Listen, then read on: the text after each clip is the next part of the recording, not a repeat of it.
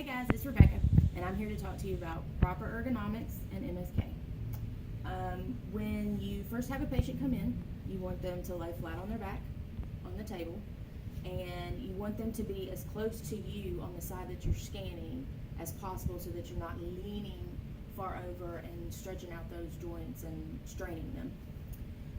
When they come in, whether you're standing or sitting, you want to adjust the bed height so that you're not leaning too far down or having to try to scan way up here.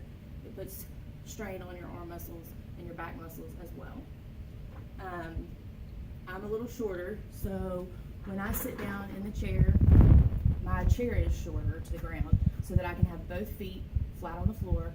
My back is up against the back of the chair so that I have some support.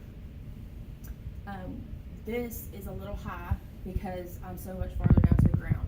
So I'm going to adjust it.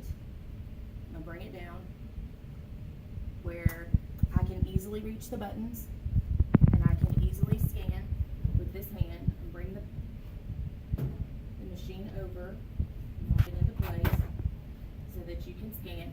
You don't want your screen too far up where you're having to look up at it, and you don't want it angled down. You don't want it turned to the side where you're having to crane your neck to see. You really want it facing you as much face on as possible. There's different positions to put your patients in order to prevent strain on your joints and muscles. Sometimes, depending on the scan that you're doing, you may need some type of support for your arm.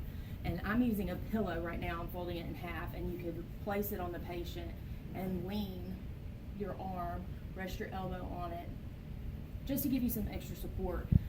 Most facilities have special pillows, or they roll up towels, different things that they use in order to support their sonographers. They also have back rests if someone were to need that. Depending on the scan that you're doing, the patient may have to be in a certain position in order for you to get the best images as well as saving your joints from the strain. If you're doing just a regular scan, you'll have them lay flat back on their back like this.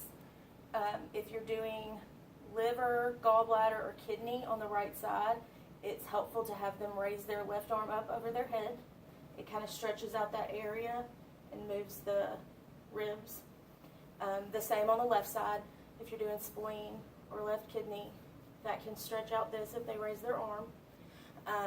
Breast exams, you want them to kind of lay towards the side, whichever breast you're scanning. If you're scanning the right breast, they kind of lean up on their side at an angle, and they can use their leg to support them if they need to. Sometimes this is not possible with older patients, and you just have to kind of work around that. But if they're young enough, this is a good idea because it flattens the breast out, and you're able to get a better scan of the area. When you're doing a transvaginal, they do have pillows that they place underneath the patient's hips in order to raise that up so that you can get a better angle when you're examining those patients.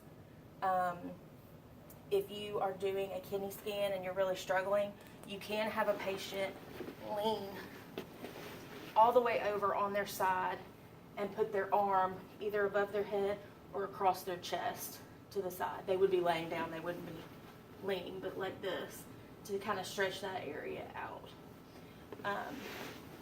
All of these positions really work in an effort to prevent the sonographer from straining any muscles or joints. And patient positioning is huge when you're trying to prevent that strain. If they're able to do it, you need to have them do it. If they can't, there are different things that you can use. You can use pillow supports. Sometimes they have back supports to help push under a patient in order to help hold them up. And it's important because you don't want to strain your muscles in your first year of scanning and then not be able to scan as well or perhaps even get to a point where you can't scan. So proper ergonomics and MSK is super important, especially as you continue your journey on your sonography career.